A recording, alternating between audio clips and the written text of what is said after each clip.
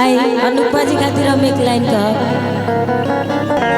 कि कॉलेज में जब मैं पढ़ती थी वो उन दिनों की कहानी है मेरे याद में आज भी रोती है एक पगली ऐसी दीवानी है।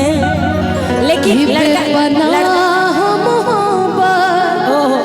करती थी बदनामी से वो डरती थी।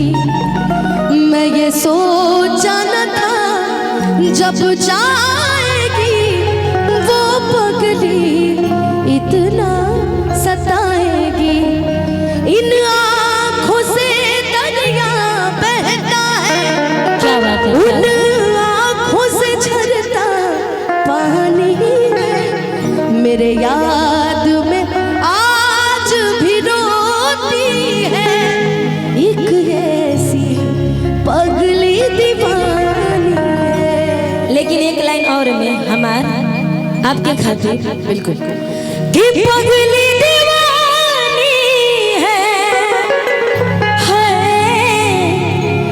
पगली दीवानी है हो कि मेरे याद में आज भी रोती है एक ऐसी पगली दीवानी है कि रूपवा सलोना ए धनिया हो मन करे निहारत रही